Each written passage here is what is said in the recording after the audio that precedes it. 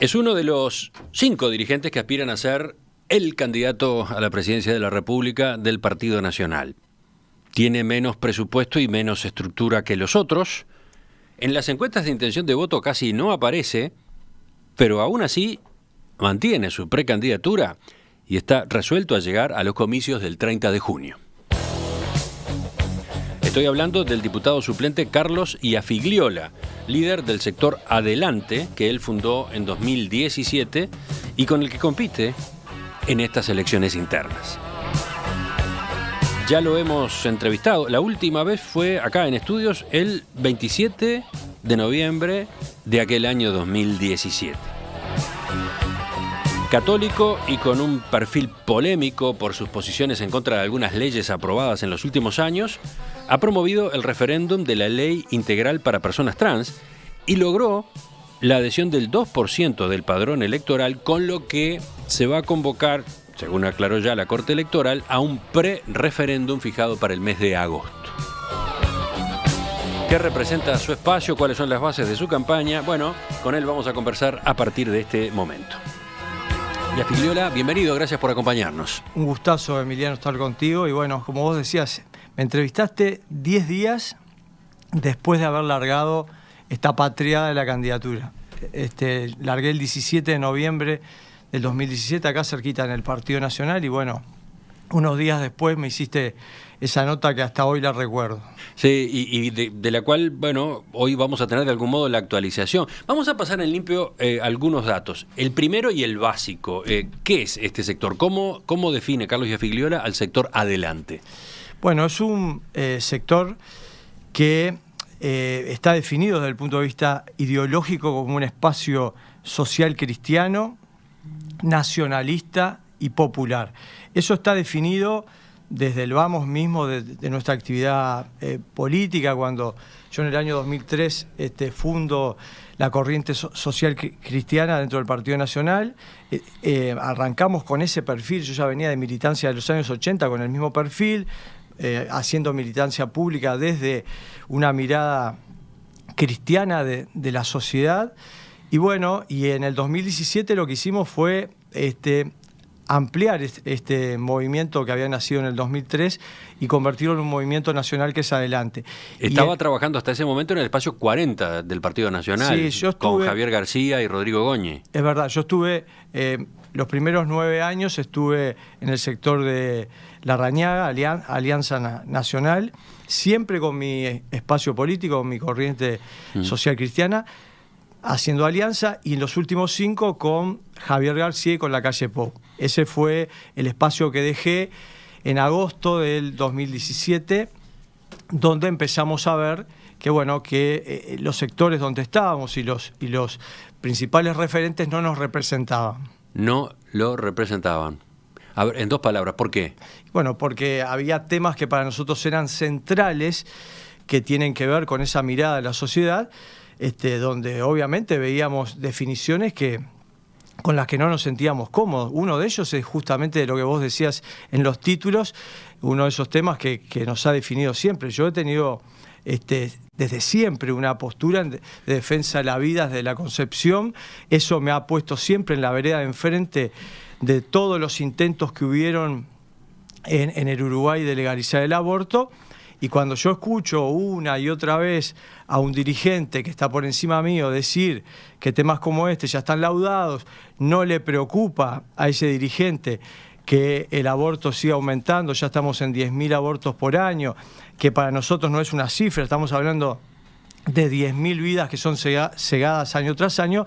Cuando se dan estas definiciones públicas y se repiten, obviamente, y para nosotros estamos hablando de temas centrales, no son temas laterales, son temas centrales, sentimos que no nos representan. No es el único, pero es uno de esos fuertes, ¿no? Que a mí me ha hecho marcar diferencias, no solamente con los sectores y dirigentes con los que recién hacíamos referencia, sino con el propio partido. Yo en agosto del 2017 me enfrenté en la convención del partido en Durazno, me enfrenté al directorio entero, cuando el directorio saca una declaración que dice que los nuevos derechos llegaron para quedarse, ni un paso atrás. Dentro de esos nuevos derechos estaba este tema.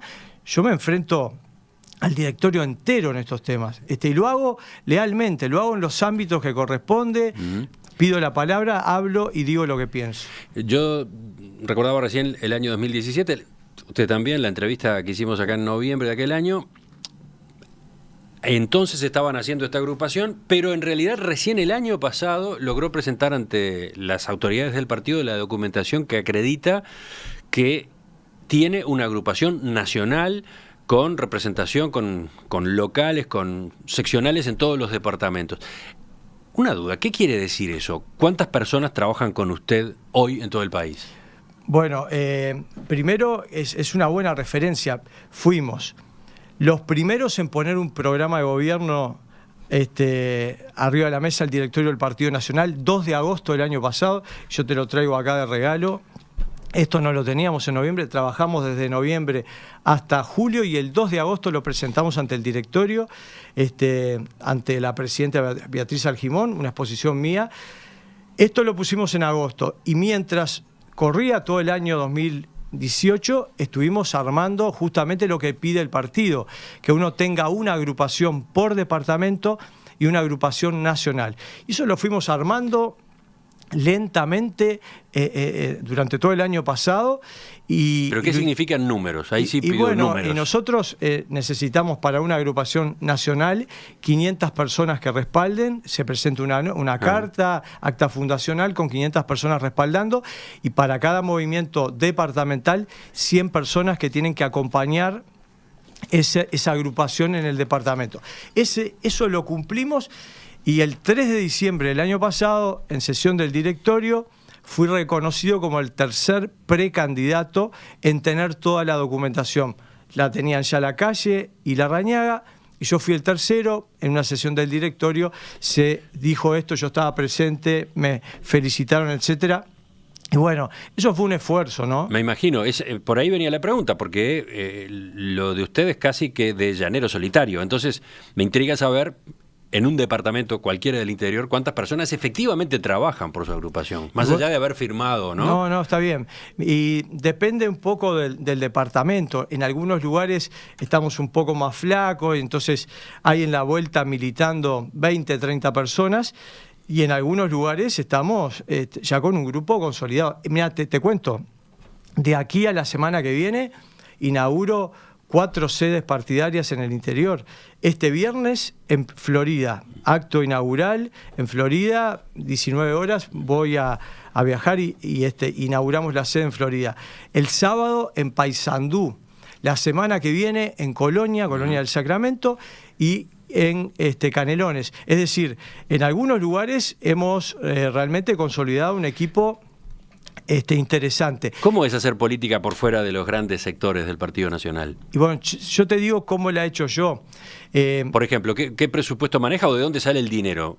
El presupuesto que yo manejo es bajísimo, ¿no? O sea, comparativamente no existe al lado de lo que se está viendo que están haciendo otros precandidatos de todos los partidos, ¿no?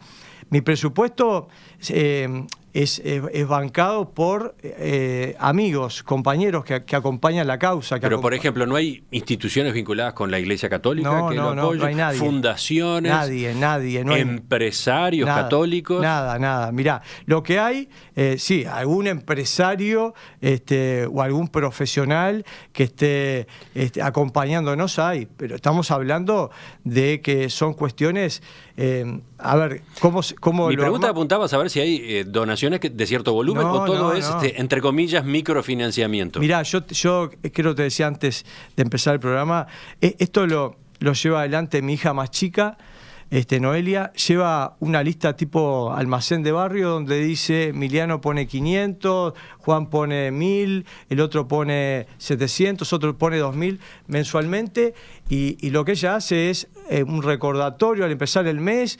Hay abierta cuentas en Red Pagos, en Hábitat, una cuenta bancaria, y con ese aporte que te digo es básicamente todos los meses de amigos, es que bancamos una sede propia acá en Montevideo, tenemos un espacio radial todos los lunes en una radio cercana acá oriental, es lo que banca parte de mis giras al interior, porque otra parte me la bancan en el lugar, o sea, me esperan y ya me reservaron un hotel o me quedo en casas de familia, me he quedado un montón de veces a dormir en la casa de dirigentes, me he quedado en pensiones, digo, el presupuesto... ¿Usted es de los que viaja en ómnibus, por ejemplo? Sí, para gran parte del país he viajado en ómnibus. ¿Y viaja solo o va con un equipo? Viajo solo.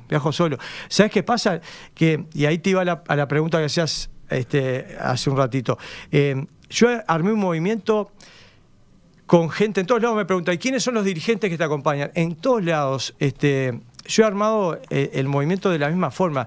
Me está siguiendo gente que no ha tenido nunca vinculación política, familias que vienen del ámbito de la militancia social, de militancia de iglesia, militantes pro vida, que bueno, que entendieron que había llegado el momento de dar un paso, involucrarse en la política, porque bueno, no le gustan muchas las cosas que están pasando y entienden que bueno, nosotros podemos representarlos. Entonces, esa es la gente que se ha acercado y con la que estoy armando el movimiento en todo el país. Ese es de alguna manera el entramado nuestro. Sí, impresiona lo sacrificado del proyecto, lo esforzado y llevado casi que a un plano individual, ¿no? Eso de hacer campaña casi solo. Y con un detalle que leí, lo hablamos en aquel momento también, que resulta bastante impresionante. Además, resulta que usted para hacer campaña renunció al empleo que tenía en el sector privado. Sí, claro. Yo toda mi vida, Emiliano, trabajé en la actividad privada, más allá de la inquietud que tuve desde muy joven de trabajar en la sociedad para intentar cambiarla. Siempre trabajé, desde los 16 años que estoy trabajando en la actividad privada, en distintas empresas y muchas de ellas de muy buen nivel. Y bueno, y he ocupado cargos importantes, jefe comercial, gerente comercial en empresas. Y bueno, tuve que tomar una decisión, porque a ver, antes cuando empecé a pensar en esta locura, en esta patriada de la candidatura, dije, no tengo dinero, no tengo estructura, si tampoco tengo tiempo, o sea, no tiene sentido esto. Y bueno, dije, el tiempo lo puedo buscar, lo hablé con mi esposa, lo hablé en familia y tomé una decisión. Dejar la actividad privada el año anterior para dedicarme, sí, de lleno a la actividad política ahora, ¿no? En este tiempo electoral. Veremos qué pasa después del 30 de junio, pero digo, he recibido en este tiempo... La apuesta es llegar por lo menos a una banca en el Parlamento. Siempre hay, en todo proyecto, hay un plan A, un plan B y un plan C. Me pregunto a propósito del empleo después de la campaña, ¿no? Eso no me preocupa, porque... no sabes la cantidad de ofrecimientos que he tenido durante este tiempo, que he tenido siempre históricamente de distintas empresas, gerentes de empresas que me llaman pidiéndome que me incorpore a su empresa a llevar adelante la parte comercial, porque me conocen, porque sabe... Sí, usted es diplomado en marketing, ¿no? Sí, por la Universidad Católica. En la Católica. Pero como he estado muchos años vinculado al tema de... trabajé en muchas empresas de comunicación y en el área comercial, me conoce mucha gente y me han ofrecido, pero claro, los ofrecimientos de los últimos años todos me dicen lo mismo: Carlitos, te quiero, pero larga la política porque te necesito a full. O sea, yo no estoy en la actividad política por esto del cargo, sí estoy para intentar desde esta mirada cambiar la sociedad. Y bueno, esa es la pregunta con la que volvemos enseguida, porque teniendo en cuenta los resultados de las encuestas, además, muchos quieren saber qué hace usted manteniendo esta precandidatura, que en definitiva parece nada más que testimonial, ¿no? En la entrevista central de hoy estamos conversando con Carlos Iafigliola, que tiene 56 años y es precandidato en el Partido Nacional por el sector Adelante, conformado en el año 2017. Es diplomado en marketing por la Universidad Católica del Uruguay. Fue, en su último cargo en el sector privado, jefe comercial de televisión directa al hogar, pero renunció justamente para dedicarse a la campaña. Es diputado suplente de Rodrigo Goñi, del Espacio 40 de Todos Hacia Adelante, grupo del cual se desvinculó justamente hace 2 años. Iafigliola, las encuestas no le han sido favorables. La que le da mejor es Radar, donde aparece con menos de 1% de la intención de voto en el Partido Nacional. Con esos números y con las limitaciones de organización y recursos que veníamos comentando, otros dirigentes en su lugar ya habrían desistido, ya habrían hecho acuerdo con alguno de los precandidatos más fuertes. ¿Por qué usted insiste en continuar hasta el 30 de junio? Y porque siento lo mismo que me llevó a tomar esta decisión en noviembre del 2017. Y además, en algunos casos hasta se ha profundizado esta visión. Los otros precandidatos son compañeros, grandes compañeros todos. Obviamente al que menos conozco es a Sartori porque recién apareció, pero tengo diferencias con ellos en temas centrales y entiendo que por un tema de convicciones, por un tema de discurso, por un tema de perfil, pero además por un tema a esta altura de respeto a todos los que hoy hablábamos, que me vienen acompañando a todo el país, yo tengo que seguir hasta el final. Es un clásico en la política, Emiliano, que algunos larguen, vayan orejeando y después terminen haciendo acuerdo con A, B o C. A mí me ofrecieron, hasta la semana pasada recibí llamadas. Todos los sectores han querido de alguna manera que yo bajara mi candidatura y me sumara a la de ellos. Pero yo a todos les dije, obviamente que le agradecía muchísimo, que los respeto, pero que yo quería seguir hasta el final. Y es lo que estamos haciendo. Candidato a la presidencia de la República no va a ser. No. Entonces, ¿qué es lo que usted lo que busca es por esta vía, con el paraguas de un precandidato a la presidencia, construir un espacio, marcar presencia, existir políticamente en una época justamente de campaña electoral? ¿De eso se trata? Primero, la pretensión de esta precandidatura está intacta. Digo, yo sé que las encuestas nos dan mal, yo también las he cuestionado públicamente a muchas de ellas, he dicho que no han actuado profesionalmente.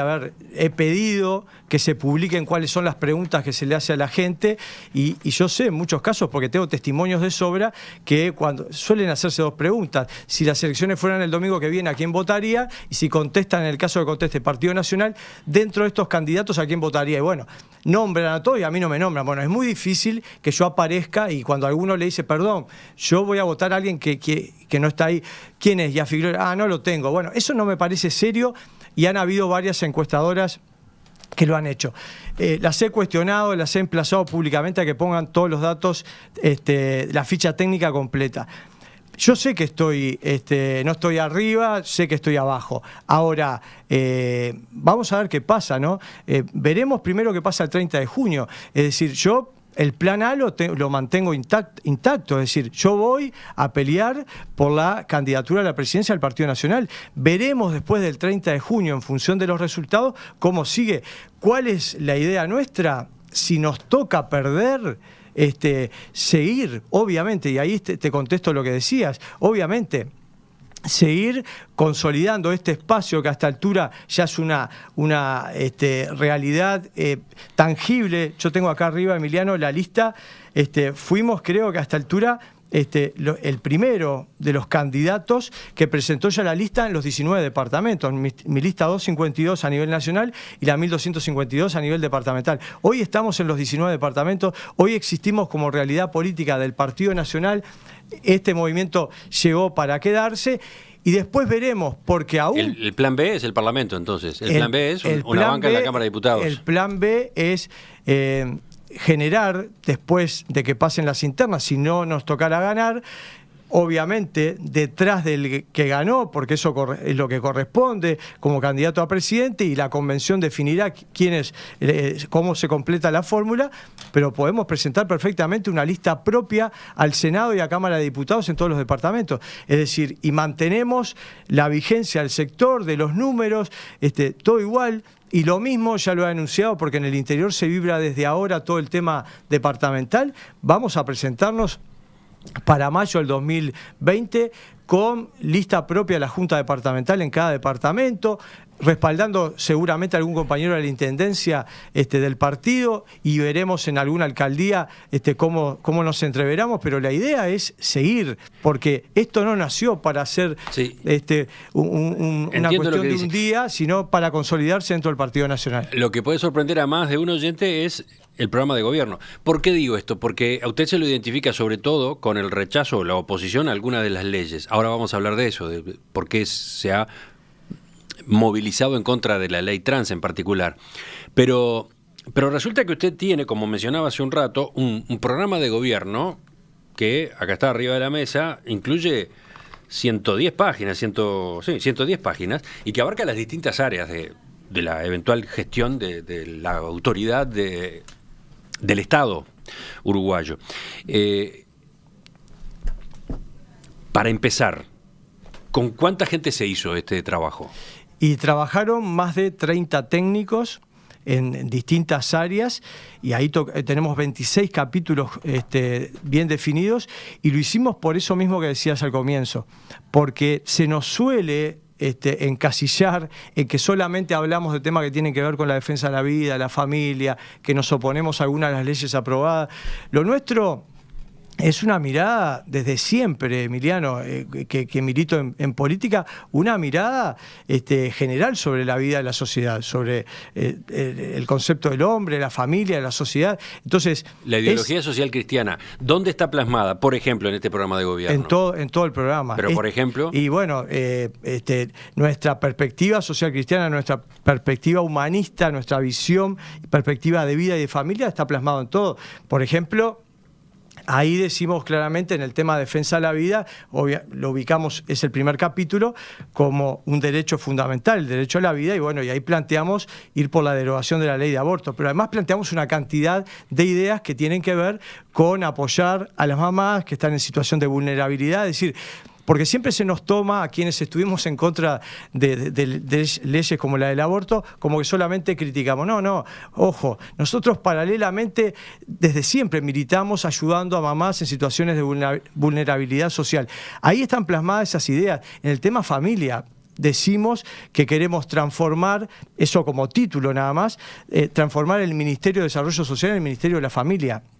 Y ahí volcamos una cantidad de ideas que tienen que ver con este tema, que tiene que ver con el apoyo a jóvenes que están pensando en casarse, en formar una familia, cómo apuntalarlos. Hay una cantidad de ideas. Esto se plasma en la visión sobre el tema de la educación en valores, mayor libertad a la hora de educar. Yo quiero una educación pública fuerte, una educación gratuita, pública, fuerte. Yo soy salido de la educación pública, escuela pública, liceo público, UTU, Universidad primero de la República, después recién fui a la Católica más adelante, pero también abiertos a otras opciones. Hoy hay modelos que están funcionando en el Uruguay de educación pública, de gestión privada, liceo jubilar, Providencia, entre otros, que a veces desde sectores gremiales, etcétera, se le tira piedra con preconceptos. Nosotros decimos libertad a la hora de enseñar, todas las opciones son posibles. Hay en el mundo ejemplos también de educación en casa, en familia. Ese es otro modelo que también hay que tenerlo en cuenta. Más autonomía de los centros educativos, cada vez menos Codicen y cada vez más autonomía. Es decir, nuestra visión está social cristiana, esa perspectiva de vida, de familia, está en todo el programa. Y si alguien lo quiere ver, está en nuestra web, que es adelanteyafiguiliola.com. Enseguida vamos a centrarnos en el tema que lo ha tenido ocupado justamente en las últimas semanas. ¿Por qué hay que derogar, según Iafigliola, la ley trans, la ley integral para personas trans? ¿Cómo se maneja frente a las denuncias penales que recibió por incitación al delito? Bueno, de eso vamos a conversar en el final del reportaje. A ver, Iafigliola, le menciono algunos de los mensajes que llegan de la audiencia. Hay de distinto tipo, ¿no? Por ejemplo, me saco el sombrero. Este señor Iafigliola realmente cree en su causa y parece que está haciendo eso por convicción. No lo votaría, sobre todo porque soy ferviente agnóstica, pero la forma como encara la política es de admirar, dice Florencia. ¿Le han comentado eso? Gracias, Florencia. Después, otro pregunta, ¿así quiere gobernar el país como un almacén? Aludiendo a la forma como lleva la contabilidad de las donaciones que recibe. Ojalá todas las personas que están en la actividad pública fueran tan prolijos y cuidaran tanto el dinero como lo cuido yo. Me considero un gran administrador de lo chico, de lo mediano y si alguna vez tengo posibilidad de lo grande también. Bueno, enseguida vamos con otras preguntas, pero abrimos para detenernos en el tema de la ley trans ya mismo. Y a Figliola, su precandidatura y su figura han girado en las últimas semanas alrededor de la campaña para someter a referéndum la ley integral para personas trans. Usted se embanderó en esta causa junto al diputado Álvaro Dastugue, que no es de su sector, bueno, tampoco es católico, ¿no? Pertenece a una iglesia neopentecostal. ¿Qué aspectos concretos de esta ley son los que motivan el rechazo al punto de que quiere derogarla? A ver, en síntesis. Y bueno, en síntesis siempre dijimos en títulos que esta era una ley peligrosa, que era una ley injusta y era una ley inconstitucional. Te explico. Lo de peligrosa es porque esta ley le da marco a la posibilidad de que menores de edad puedan llevar adelante procesos de hormonización y cambio de sexo. Estamos hablando de niños y adolescentes aún sin el consentimiento de los padres y estamos hablando de estos procesos de hormonización que son irreversibles, ¿no? Entonces, este es un tema muy delicado como para que una ley le dé el marco y esté amparando esta posibilidad. Obviamente está violentando, por eso decimos inconstitucional, la Constitución de la República, porque violenta la patria potestad. Son los padres quienes tienen que ocuparse de cuidar, de velar por sus hijos, y acá se les mete el Estado como una cuña entre medio de... se mete el Estado entre padres e hijos. Sí, de todos modos, ojo, los padres tienen que participar de esa decisión, ¿no? No, en el único momento que los padres participan de la decisión, Emiliano, y porque fue un tema que se peleó en el Senado, porque en diputados entró el proyecto, ni siquiera pasó por la comisión, eso fue un verdadero disparate, pero en el Senado, en la comisión, se le sacó el tema de que las cirugías necesitan de la autorización de los padres. Sí, pero dice acá el artículo 21, para que las personas menores de 18 años accedan a intervenciones quirúrgicas genitales irreversibles, con el fin de adecuar a su cuerpo a su identidad de género, la autorización o la anuencia de los representantes legales será de precepto. Por eso digo, solamente para las intervenciones quirúrgicas, para las cirugías, pero todo lo que tiene que ver con procesos de hormonización lo pueden hacer aún sin el consentimiento de los padres. Esta ley tiene una mirada ideológica de punta a punta. Por eso cuando nos preguntan, pero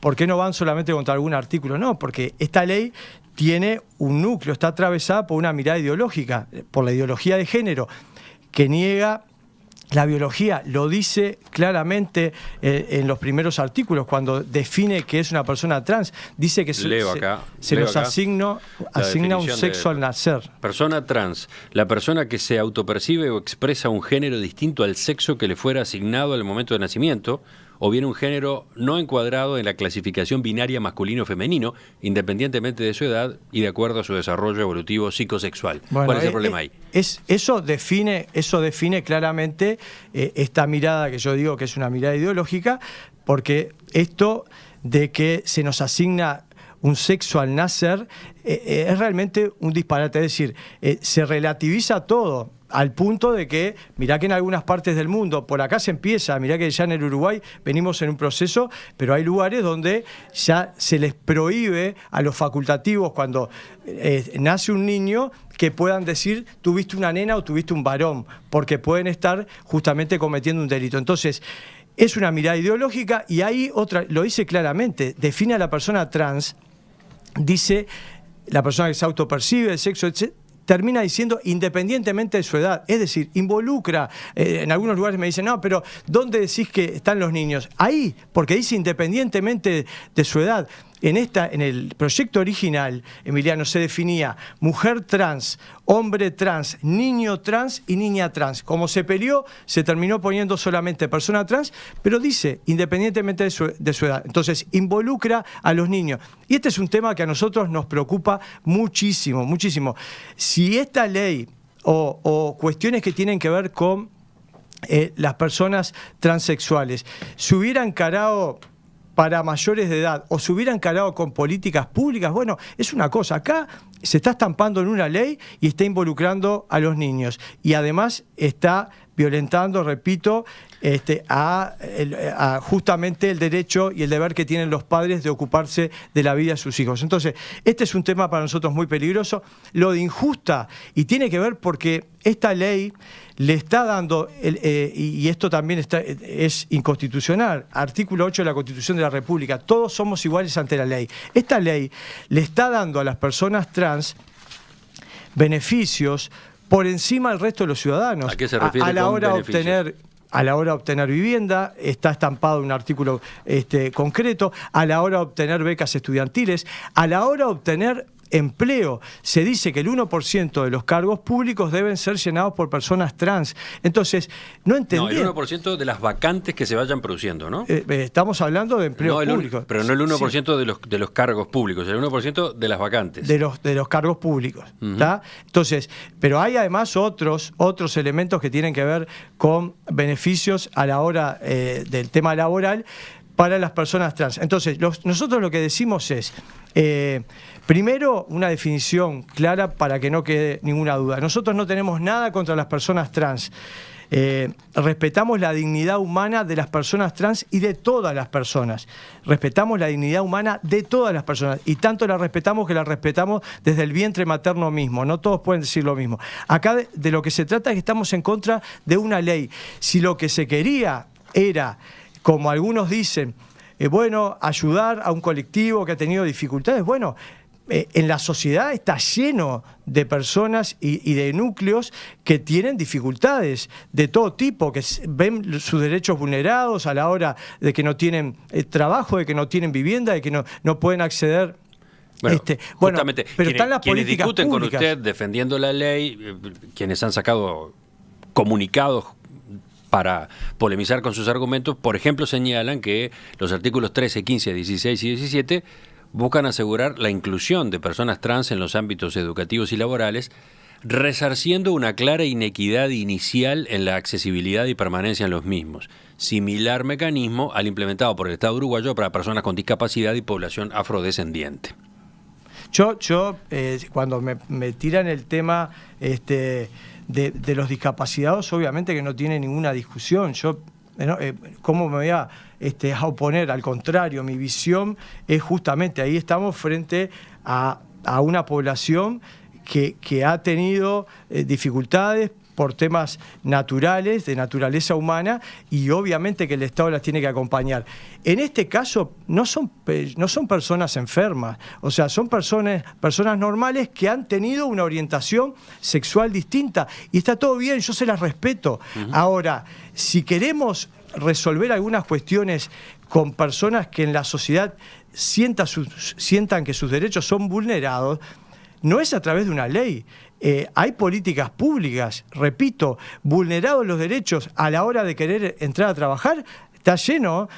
Hay jóvenes que quieren trabajar y no consiguen trabajo y no le hacen una ley para ello. Entonces, separemos los tantos. Esta ley es una ley ideológica de punta a punta, tiene una mirada ideológica, es peligrosa, nosotros nos oponemos a ella, y si se quiere hablar sobre temas que tienen que ver con vulnerabilidad de las personas trans, políticas públicas. Ya de hecho, el Ministerio de Desarrollo Social y algunos otros organismos le están dando algunos beneficios y acompañando a las personas trans, pero ubicando los temas. Acá hay una ley y nosotros queremos derogarla. Usted y el diputado Álvaro Dastugue fueron acusados de hacer incitación al odio, que con la campaña que llevaron adelante, con las declaraciones, con la forma como se referían a esta ley, estaban cometiendo ese delito, al punto de que hubo una denuncia ante la justicia penal. La campaña nacional Ley Integral para Personas Trans los denunció ante la justicia penal.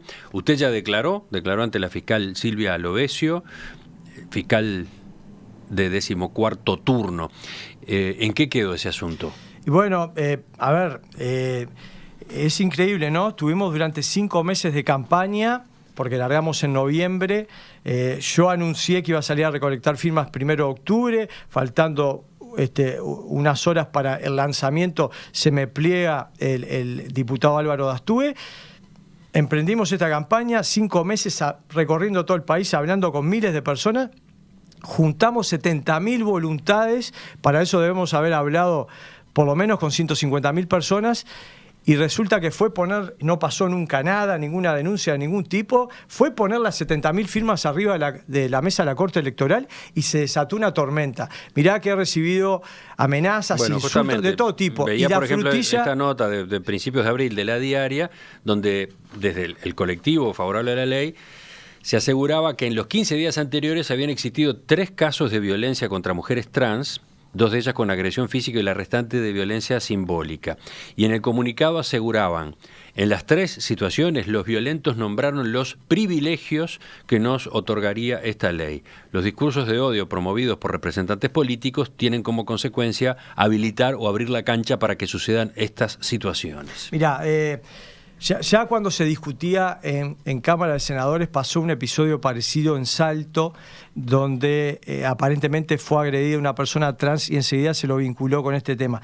La verdad que yo lo que he dicho, yo no digo que no puedan haber existido algunos de estos casos y los repudio totalmente. Ahora, lo que digo es, después, como decía recién, después de haber estado 5 meses recorriendo todo el país, haber hablado con 120, 150.000 personas, juntamos 70.000 firmas, después que las presentamos aparece todo esto, aparecen denuncias, aparece testimonios que habríamos mentido, porque mirá que la denuncia penal le agregaron al final el tema de estafa, porque parece que estafamos a la hora de juntar la firma. Yo lo que he pedido, si no me quieren respetar a mí, que soy un hombre público y sabemos que estás expuesto, está todo bien. He pedido respeto por los 70.000 uruguayos que firmaron y acompañaron esta iniciativa. Y bueno, la frutilla de la torta, como vos decías, nos hicieron una denuncia penal. Yo me presenté la semana pasada a la Fiscalía como corresponde y bueno, frente a la fiscal López contesté las preguntas que me hizo sobre el tema y reafirmo lo que te decía recién. Yo siempre estuve hablando en contra de una ley, no hablé contra las personas trans. Para entrar por algún lado a la discusión, incluso a la discusión jurídica, en la crítica a la ley, ¿ustedes fueron fieles al texto de la ley? ¿O forzaron las cosas? ¿O simplificaron? ¿O caricaturizaron? No, yo entiendo que desde la Comisión Nacional Pro Derogación de la Ley Trans, que la armamos en los primeros días de noviembre, actuamos siempre con seriedad. A todas las personas, primero pueden revisar las cientos de entrevistas que nos han hecho en todo este tiempo sobre este tema. Hemos dicho siempre lo que pensamos con el texto de la ley adelante. Las personas que salieron a juntar las firmas recibían charlas en todos lados, se daba la ley, a las personas que se las hacía firmar, muchas de ellas se les daba el link para que pudieran acceder a la ley y ver después si querían acompañar o no. Es decir, se actuó profesionalmente. Lo que pasa es que, claro, yo sé que dolió. Yo sé que no se esperaban que se juntaran las 70.000 firmas, pero las 70.000 firmas se juntaron. Hay 70.000 uruguayos que manifestaron la voluntad de que esta ley se pueda derogar. Y bueno, y hoy, así como yo respeto a la democracia y al Parlamento que aprobó una ley, nos tienen que respetar a nosotros, porque hoy hay 70.000 voluntades que dispararon un pre-referéndum. Y ahora el 4 de agosto, que es la fecha que marcó la Corte Electoral, me lo anunció la semana pasada, tengo acá el comunicado formal, se convoca un pre-referéndum. Bueno, que la ciudadanía defina si Me preguntaba quiere... por cómo han manejado ustedes la información, porque, por ejemplo, en este comunicado que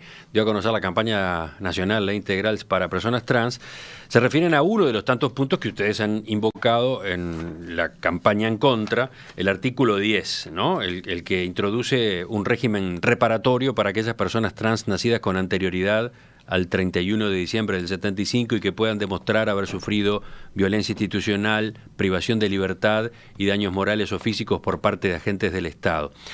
Destacan en la ley lo que dice el artículo correspondiente en cuanto a que los fondos para la reparación histórica ya existen y no surgirán de ningún impuesto o descuento sobre salario o jubilación.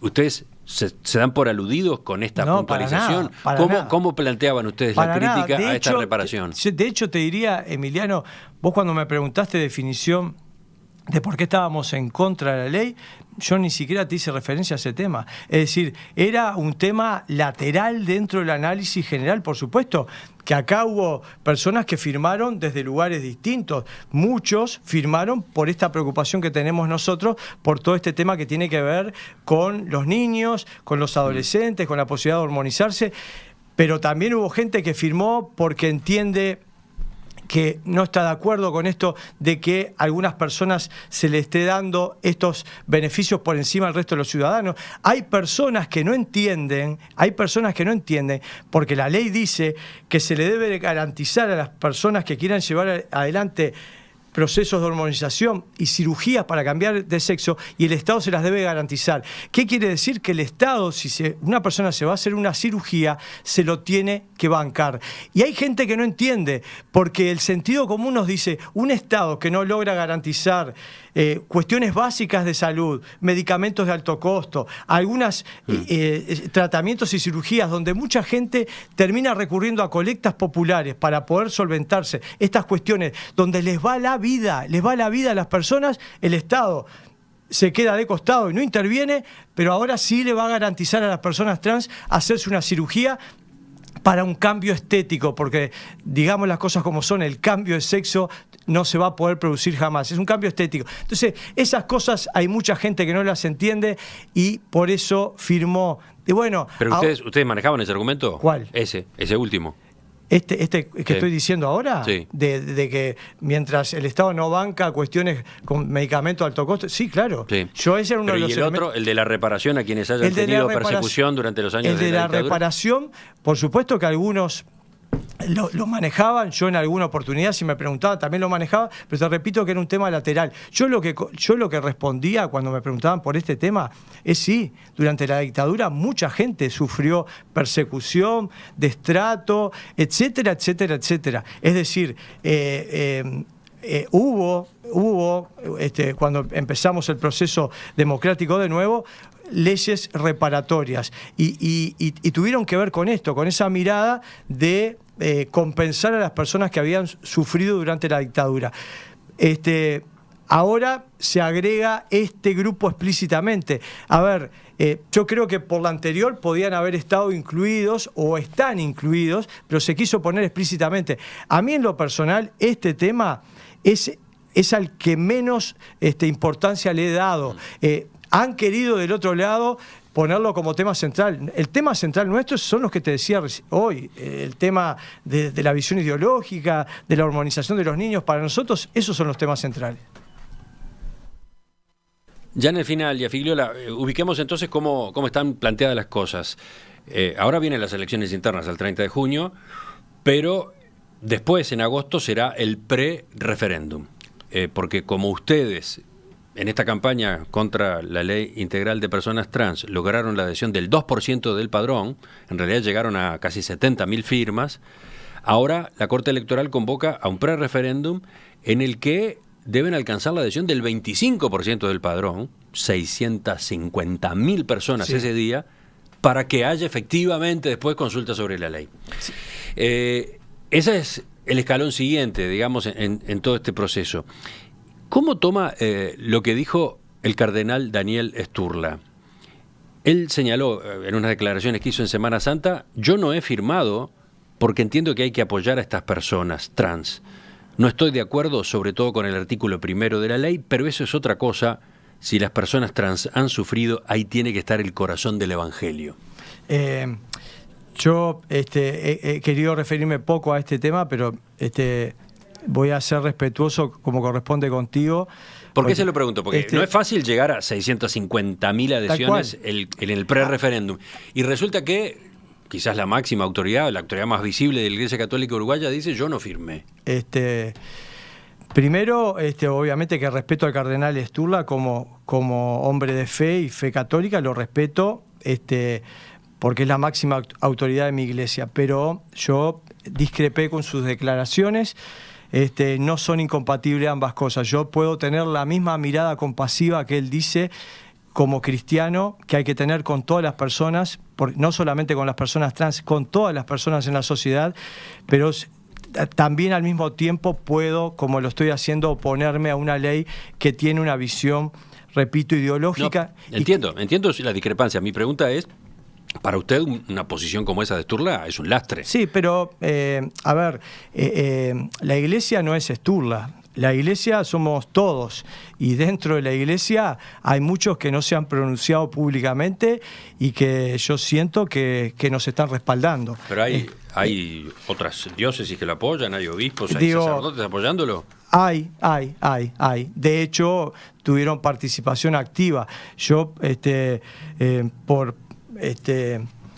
por respeto no voy a nombrar a nadie en particular, pero obviamente que hay, y bueno, y lo hemos visto en distintos lugares del país, respaldos explícitos a lo que fue nuestro trabajo, hecho con seriedad, en distintos lugares, no solamente de sectores o referentes de la Iglesia Católica, de otras iglesias y de ciudadanos comunes que aún no teniendo fe entienden que esta es una muy mala ley. Y como vos decías, próxima instancia, 4 de agosto, necesitamos el 25% del padrón electoral, pero es una historia distinta, porque esta la hicimos solos, a pulmón, con una lapicera, una almohadilla porque había que poner la huella digital, y sin ninguna estructura atrás de ningún tipo. Pero tampoco, por ejemplo, en el Partido Nacional no se vislumbra ningún apoyo para esto. Y bueno, no lo tuvimos para la campaña y a mí me dolió. Yo espero que la reacción para este pre-referéndum sea distinta. De hecho, yo ya empecé a conversar con algunos dirigentes del partido, porque ahora ya no es Carlos Iafigliola y algún ciudadano más que está convocando. Ahora es la Corte Electoral formalmente que está diciendo a la ciudadanía que se exprese sobre este tema. Entonces, la cosa cambió, ahora tiene un marco institucional y me parece que todos debiéramos actuar a conciencia frente a esta ley, estudiarla y en función de cómo la vemos, definir si apoyamos o no. Carlos Iafigliola, gracias por acompañarnos esta mañana. Un gustazo, Emiliano. Hasta la próxima. Hasta la próxima.